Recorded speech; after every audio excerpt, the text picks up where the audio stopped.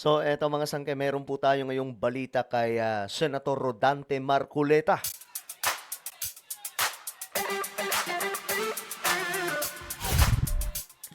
Okay, mga sangkay, pag-usapan lamang po natin itong patungkol po sa pasabog po ni Marcoleta. Magandang itapik ito mga sangkay dahil napapanahon, no? Anyway, bago tayo magtuloy-tuloy sa mga hindi pa po dyan nakakapag-subscribe sa ating YouTube channel, ayan, malapit na po tayo makarating sa 1.6 million subscribers and road to 2 million subscribers po tayo. So kung gusto nyong mapabilang sa dumaraming mga solid sangkay, makikita nyo po yung subscribe button sa baba ng video na to. I-click nyo lamang po yung subscribe, i-click ang bell, at i-click nyo po yung all. Sa mga nanonood naman po sa Facebook, i-follow nyo po yung ating Facebook page. Okay, this is it guys. Si Marcoleta kasi hindi na daw nakapagpigil, no? Binatikos daw po ang mga fact-checkers sa umano'y kapabayaan sa pag-take down ng fake news. Actually guys, itong fake news na to mga sangkay, sa panahon po natin ngayon, laganap po talaga, no? Marami po tayo nakikita, lalong-lalo na po yung mga banat against the government. Ang dami-dami, mga sangkay. Binabakbakan si PBBM ng kung ano-anong fake news, hindi po natitake down. Ngayon, tingnan po natin ang balitang to. Personal ba ito ni Marcoleta na pag-aamok laban po dito sa mga sinasabing fact-checkers? Ang pagkakaalam ko, wala na po yung iba diba? Dati, Rappler. Target ipatawag ng Senado ang social media giant. Target ipatawag ng Senado ang social media giant na Meta dahil sa paglaganap ng fake news sa internet. Bukod kasi sa fact-checking platforms, responsable rin daw ito sa mga online content. Narito ang agenda report ni Hannah T. Naparant sa fact-checking organizations si Senator Rodante Marcoleta dahil sa mga kumalat na peking impormasyon online tungkol sa kanya. Ayun. So, personal ito, mga sangkay. Laban sa kanya. May mga nakikita din po talaga tayo, no, ng mga fake news. Laban po dito kay Senator Rodante Marcoleta. Pero naman, totoo, mga sangkay. No? Pero ayun na nga po, sa panahon natin ngayon, ang dami po talaga. Kailangan po natin maging mapagmatiyag sa mga content na nakikita po natin sa social media. Halimbawa na lamang po itong mga project ni PBBM na ginagawan po ng fake news ng mga DDS, mga sangkay. So, labanan po talaga ito ng mga ngayon mga trolls sa social media. Napakarami po talaga. Sinabing trolls, ito po yung mga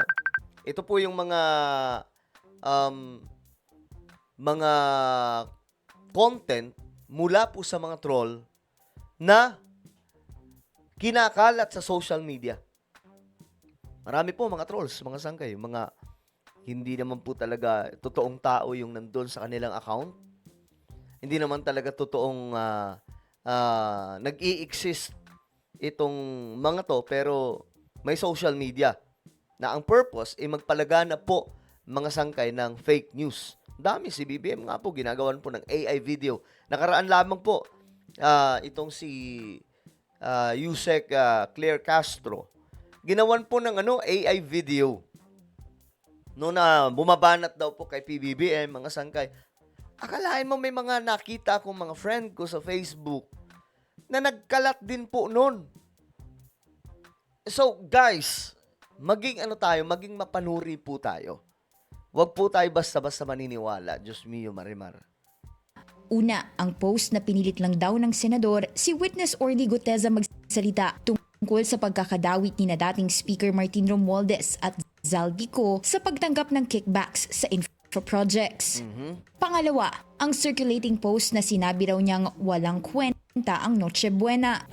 Ikatlo, ang larawang ito na nagpapakitang tila inaabutan daw siya ni dating Pangulong Rodrigo Duterte ng alak sa kabila ng pagiging INC member niya. At pang-apat, ang pag-kick out daw sa kanya sa Senado. Kumontak daw siya sa Verifiles para ma-take down ng mga ito, pero hindi raw siya pinansin, kaya't ang team niya na ang nag-effort para ma-track ang may pasimuno ng post. Ayun. Alam naman po ninyong completely fake po lahat ito eh. Bakit kinakailangan kami po ang gagawa ng paraan? Magsikap kami sa sarili namin para ma-take down lang ito. Tila hindi raw importante sa Verifiles ang nasabing posts. Pero giit ng organisasyon, trabaho lang nilang mag-classify ng posts bilang false, fake o misleading. Dapat daw, bawat isa sa publiko ay sinusuri ang lahat ng posts online bago ito i-share. Okay.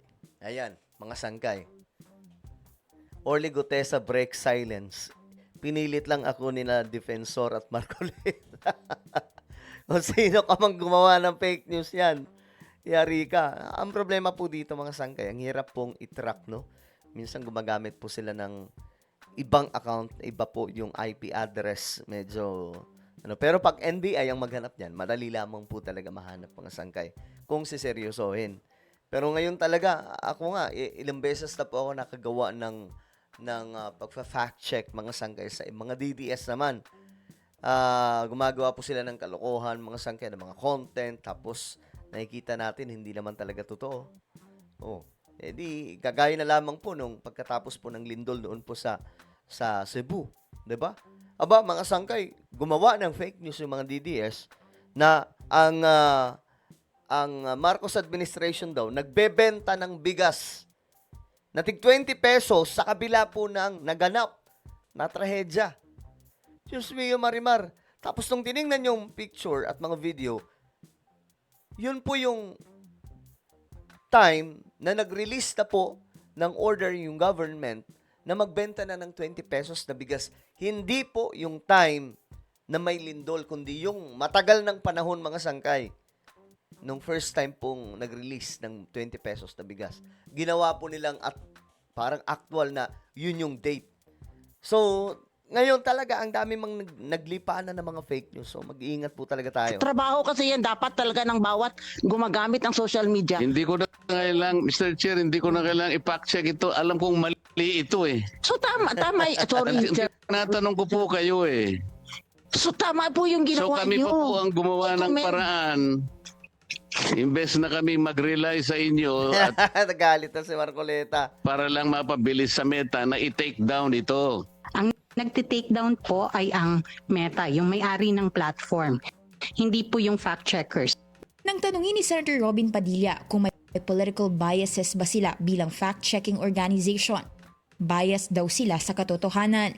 Ito pa yung nakita kong problema din sa Meta, yung sa Facebook, no? Malayong-malayo sila sa YouTube. Ang YouTube kahit pa paano, maganda po yung sistema. Maganda po yung guidelines. Maganda po yung action na ginagawa. Pero sa Facebook, ang nakita kong error nila, kapag marami pong mag-report, kahit hindi po totoo yung ginawa mo at hindi po totoo yung kanilang nire-report, mga sangkay, iti-take down nila yung post o di kaya naman mga sangkay, mabibigyan ka ng parusa. Hindi ka na pwedeng makagamit muna ng Facebook, ng account na yun, ng ilang araw, mga sangkay. Ang dali po nilang maloko. Yun po yung error ng Facebook, mga sangkay. Pag marami mag-report, yari ka. Kahit hindi po i-fact check ng Facebook yan, aanuhin nila yan, mga sangkay. Iti-take down o di kaya mabibigyan ka po ng parang sanction doon sa Facebook. Yan ang problema sa Meta, mga sangkay, pambihira. Hindi pwedeng iasa sa fact-checkers ang laban sa disinformasyon. Yan, binara po si Marcoleta. Diba? So dapat talaga bawat isa sa atin yung lahat-lahat atin gumawa ng ating paraan. Ipinapanukala ngayon sa Senado na pagbawalan ang multiple accounts ng isang individual. Iuugnay daw ito sa National ID System ng bansa para wala nang magdoble ng social media account. Ang dali mag-register. Gusto nyo ako nga magre-register kaagad ako dito eh. One day la pot-pot ang pangalan ko, tatangkapin eh. Gusto ni SP Soto iapela ito sa service providers ng social media platforms. Mahaba-habang yan, mga sangkay, mahaba-habang proseso yan. Matagal po yan. At saka napakahirap niyan, mga sangkay. Sa susunod na Kita nyo ngayon yung mga trolls? Parang ang pagkakaalam ko, may machine lamang daw pong ginagamit yon sa computer. May computer na ginagamit. Tapos nakakonect lahat ng cellphone. Lahat ng yun, mga sangkay, isa lang ang gagawa. Sandamakmak na mga cellphone yung ginagamit. Tapos lahat ng yun magko-comment ng negative. Kapag may propaganda, mga sangkay, ganyan po ang ginagawa ngayon. So, kaya tayo, mag-iingat po tayo, maging mapanuri. Huwag agad-agad maniniwala. RIP, si pumanaw na si ganito, tapos hindi naman pala talaga totoo. 'Di ba? Pambihira. Dinig. Target ipatawag ang Meta para linawin ang guidelines nito tungkol sa pag-takedown ng false information online. Okay, so actually, yung pag-aamok ni Marcoleta, tama lang mga sangkay ng ganun. No, hindi ko inakampihan si Marcoleta. Actually, yung mga DDS, mas marami pong fake news eh. No, pero tama yung kanyang rant, no? Kasi may mga fake news din po talaga, no? Tama naman na batikusin si Gutesa eh. Batikusin si Marcoleta eh. Question, asa na si Gutesa? Bakit nawawala? Bakit ayaw niyo ilabas? Pero yung gumawa na ng sobrang fake news, yun po ang mali. Pero yan po ang labanan ngayon mga sanggay. Kumbaga, ang nangyayari kasi, sinasabayan na po ng mga to, yung fake news na ginagawa po ng kabilang kampo. So, labanan po talaga ito. Kaya tayo, mga kababayan, maging mapanuri tayo. Huwag po tayo basta-basta maniniwala. Alright? So, ano po ang inyong opinion? Comment down below. Meron po tayong YouTube channel, Sangkay Revelation. Hanapin nyo po ito sa YouTube ngayon din. Kapag nakita nyo na, i-click nyo po yung subscribe, i-click ang bell, at i-click nyo po yung all. Ako na po ay magpapaalam. Mag-iingat pong lahat. God bless everyone.